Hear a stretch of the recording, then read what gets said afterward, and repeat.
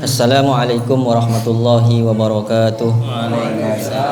Alhamdulillah wassalatu wassalamu ala khairi khalqillah sayyidina Muhammad ibn Abdullah wa ala alihi wa ashabihi wa man tabi'a sunnatahu wa iqtada bihudah ila yaumil liqa'illah wa la haula wa la quwata illa billah, amma ba'du. Hadratal muhtaramin al-aizza, para jamaah majelis sholawat dan zikir tazkiran beserta para hadirin, khususnya wabil khusus sahibul bait Bapak Sapari atau yang diwakili oleh Umar, mudah-mudahan senantiasa dalam lindungan Allah Subhanahu wa taala, mendapatkan keberkahan dan syafaat dari baginda Rasulullah Muhammad sallallahu alaihi wasallam. Bismillahirrahmanirrahim. Ini masih melanjutkan hadis yang kemarin tentang faidah keutamaan dari berzikir la ilaha illallah.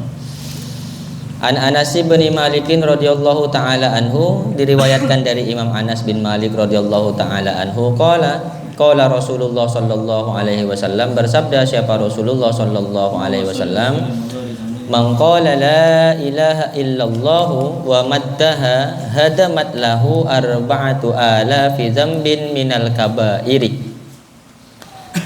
Kanjeng Nabi Muhammad sallallahu alaihi wasallam bersabda, man qala la ilaha illallah, barang siapa yang berzikir la ilaha illallah wa maddaha. Ini madda ini artinya dipanjangkan. Yang mana yang dipanjangkan? La-nya, la ilaha illallah.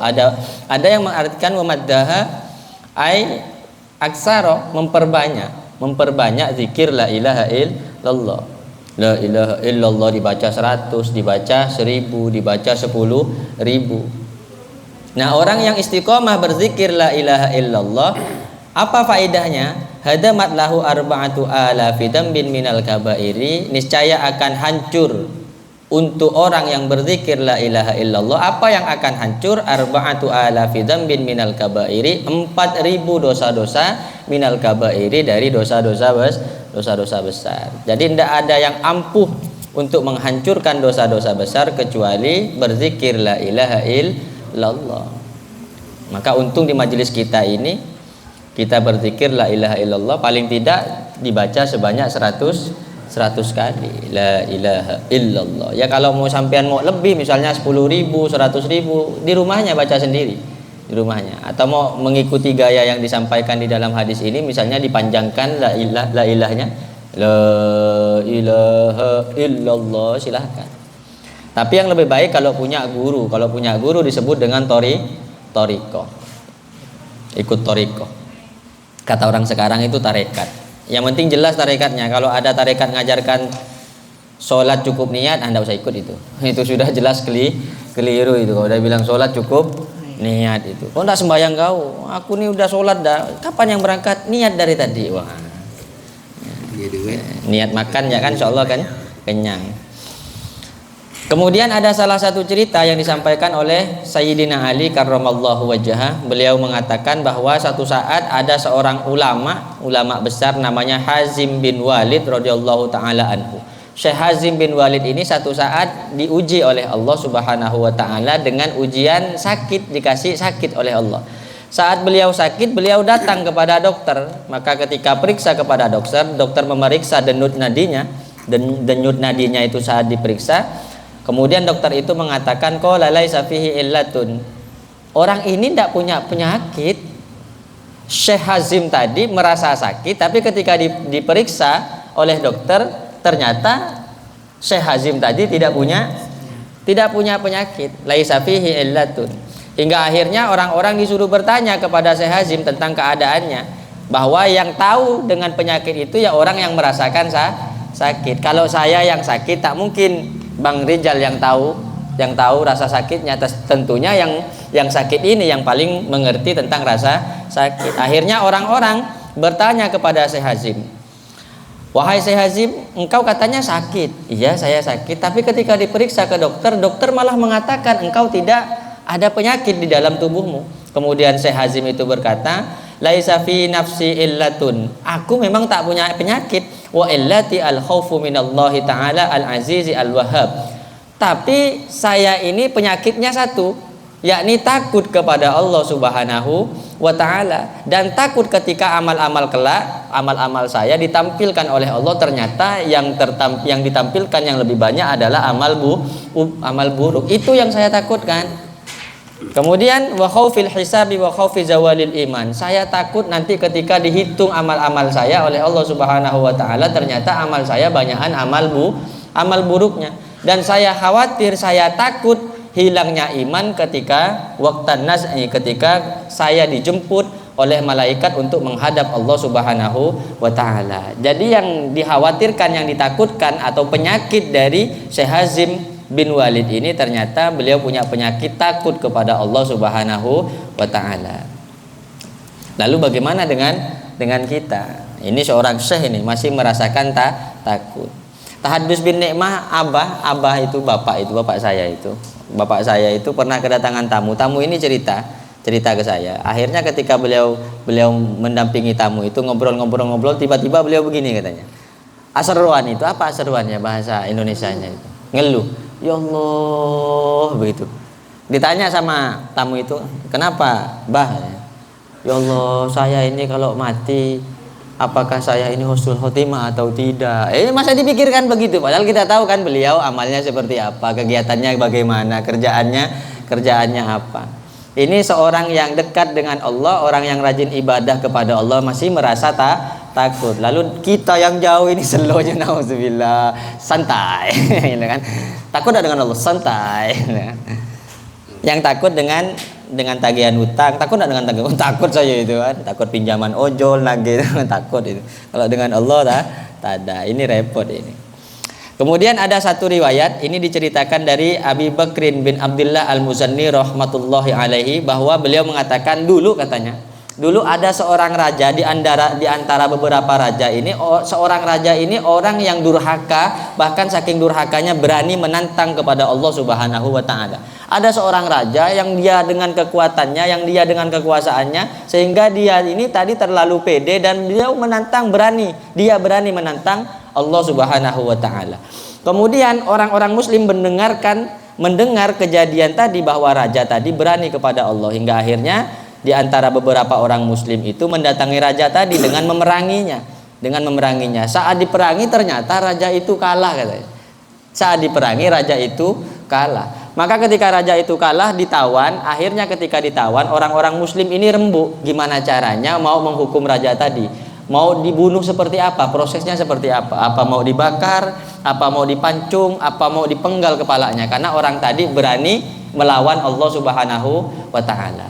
Akhirnya rapat demi rapat diputuskanlah satu kesepakatan bahwa raja tadi kita hukum bersama-sama dengan kita masukkan ke dalam kuali yang sangat besar, yang di bawahnya dipanaskan dengan api, dibuat kuali besar, kemudian di bawahnya dikasih api. Dan saat dimasukkan raja tadi ke dalam api, kemudian raja tadi mengeluh kepada Tuhannya yang selama ia sembah, yang dia panggil Hubal, ya dia panggil Lata, yang dia panggil Uzza, yang dia panggil Manat. Tuhan-tuhannya dipanggil, wahai Tuhan, selama ini saya membersihkan dirimu dari debu. Wahai Tuhan, selama ini saya menyembahmu tiada henti. Wahai Tuhan, engkau yang memberikan kami kekuatan, tolonglah kami saat ini.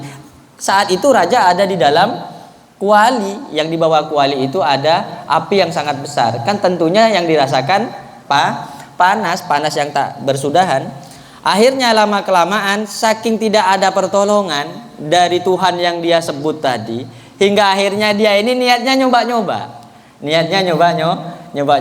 Yang dia panggil Tuhannya orang Islam. Dia panggil Tuhannya orang Islam walaupun dia bukan muslim, tapi dia fasih. Bilang la ilaha illallah. Kita orang Islam zikir la ilaha illallah 10 kali lah sangka. Ini orang kafir loh, orang kafir nih. Akhirnya dia nyoba-nyoba menyebut Tuhannya orang Islam dengan menyebut la ilaha illallah. La ilaha, disebut Allah tolong saya ya Allah, tolong saya ya Allah. Hingga akhirnya apa? Pertolongan Allah Subhanahu wa taala pun datang. Apa yang ditolong? Ternyata Allah Subhanahu wa taala menurunkan hujan. Bagaimana caranya? Api tadi bisa padam, dan kuali tadi yang hawanya panas bisa jadi dingin. Lihat loh kawan, ini orang kafir loh jemaah, orang kafir yang niatnya hanya nyoba manggil Tuhannya orang Islam, la ilaha illallah. Lalu bagaimana dengan kita yang betul-betul Islam, KTP-nya Islam, iya kan? Di mana-mana dekat dengan masjid, di mana-mana kumpul sama orang Islam. Tapi kalau diajak zikir la ilaha illallah, koncengan tahlilan berkata kala, tahlil tak mau. Ada kan repot, orang kita nih susah. Orang kita nih payah, repot gitu. Diajak berzikir tak mau, kayak berkata ngalak cung benyaan. Kalau punya acara sendiri mintanya lama, kalau ada di acaranya orang balik duluan. Orang yang seperti ini mau dipancung, kita siapkan kuali besar-besar, bakar dari bawah. Ini kan kacau orang yang begini. Ini punya acara seorang minta lama, kalau punya orang balik duluan. Ini tak etisnya. Akhirnya ketika dia berzikir la ilaha illallah wa huwa yaqulu la ilaha illallah, akhirnya apa? Angin datang setelah hujan menghujani api tadi sampai mati, dan kuali tadi menjadi dingin. Angin datang dan kuali besar tadi dibawa oleh angin hingga akhirnya terbang tak jauh kemana dan sampai hilang. Akhirnya ternyata dilemparkan oleh angin tadi, kuali tadi jatuh di dalam satu tempat, di dalam sebuah pemukiman. Pemukiman tadi semuanya orang kafir juga, orang kafir. Akhirnya berbondong-bondong orang datang. Dikira ada harta karun jatuh dari atas langit kan, berbondong-bondong. Tengok sekali dilihat di dalam kuali tadi ternyata ada orang. Ditanyalah, apa ceritanya nih? Gimana halnya kok bisa ada di dalam kuali ini? Ceritalah si raja tadi, aku nih raja besar. Aku nih begini hingga akhirnya ketika peperangan dengan orang Islam aku kalah. Ketika aku kalah aku ditawan dan aku dihukum dalam kuali ini, dibakar. Ketika aku nyebut Tuhan Hubal, Lata, Uzza, Manat, Tuhan tadi tak ada yang menolong saya. Maka ketika saya coba nyebut la ilaha illallah, ternyata ditolong. Hingga akhirnya dengan kesaksian tadi, orang kafir tadi mendengar cerita ini semuanya masuk Islam. Dengan barokahnya orang raja yang kafir tadi ini loh. Ketika bilang la ilaha illallah, itu artinya saking dahsyatnya lafaz la ilaha illallah yang disebut dengan miftahul jannah. Surga tidak akan terbuka kecuali membawa kuncinya. Surga ini pasti ada kuncinya. Apa kuncinya surga? La ilaha illallah. Dulu zikiran di musola ini kan bagus zikirannya. Dulu bagus zikirannya itu. Miftahul jannah di musola itu. La ilaha illallah, la ilaha illallah, Muhammadur Rasulullah. Bahasa Jawa dulu kan, kuncine swarga kan ngono. La ilaha illallah. Kalau sekarang kayaknya lain lah lagunya. Kalau sholat dibagi berapa itu? Kayak bagi duit. Enggak kritik sih. Ada. Itu jangan ditampilkan. ini pondok nampilkan ini. Entah pernah di video dia bertebak orang. Enggak, ini hanya kritik baik kan enggak masalah kan ya. Dulu bagus. Dikiran itu bagus retan. Dikiran itu bagus. La ilaha illallah itu miftahul jannah, kuncinya surga. Mungkin cukup ini yang bisa disampaikan. Mudah-mudahan kita semua majelis di majelis sholawat ini mudah-mudahan senantiasa bisa istiqomah berzikir la ilaha illallah. Mudah-mudahan bisa masuk ke surganya Allah Subhanahu wa taala dengan mudah. Amin ya rabbal alamin. Terakhir ini yang saya sampaikan kemarin bahwa kalau ini sudah ini ya sholawatnya ini kan sudah. Amalan ini bisa dibaca Pak. Kemarin saya di rumahnya siapa itu? Alfian itu menyampaikan tentang fadilah membaca atau amalan setelah melaksanakan sholat Jumat. Ini yang kedua Pak, di kertas yang kedua itu bisa dibaca sampean kalau tidak hafal. Setiap habis Jumat itu boleh dibaca. Yang pertama baca Al-Fatihah 7 kali, yang kedua Qul huwallahu ahad 7 kali, Al-Falaq 7 kali, An-Nas 7 kali, dan membaca doa Allahumma ya Ghani ya Hamid ya Mubdi'u ya Mu'id ya Rahimu ya Wadud aghnini bihalalika an haramik wa bifadlika amman siwak wa bi ta'atika an maksiatik. Adapun faedahnya istiqomah membaca amalan ini setiap hari Jumat setelah sholat Jumat dilaksanakan antara lain diberikan penjagaan dari segala musibah yang terjadi pada diri kita, harta benda kita serta keluarga kita. Kemudian yang kedua dimudahkan jalan rizkinya dan tidak jarang mendapatkan rizki yang tidak terduga. Mungkin susah kerja, susah jodoh. Ingat loh, rizki bukan hanya duit, jodoh juga rezeki. Minta jodoh tapi suruh ngamal-ngamalkan tak mau, kan susah gak orang-orang. Minta kaya tapi suruh ngamal-ngamalkan tak mau. Minta sembuh tapi suruh minum obat tak mau, tak bisa sembuh lah. Tak bisa sembuh. Jadi insya Allah kalau percaya sampean yakin insya Allah bisa mustajab. Masa tak percaya tretan di majelis kita ini insya Allah mustajab. Kemudian yang kedua ini amalan mohon kuat dan selamat iman sampai wafat. Bukan kuat ini ya Pak ya. Nanti sampai amalan kuat, wah kuat apa nih kan? Kuat iman dan juga ini mohon kuat dan selamat iman sampai hingga wafat. Ini amalannya ada di sini. Bisa dibacalah insya Allah. Dan yang terakhir amalan hujannya ndak saya tulis lupa. Aku hujan lebat nanti. Dibaca terus hujan besar nanti. Itulah deh. Ya Allah, mungkin cuma ini yang bisa disampaikan. Kurang lebihnya mohon maaf. Hadana wa iyyakum ila siratikal mustaqim. Assalamualaikum warahmatullahi wabarakatuh.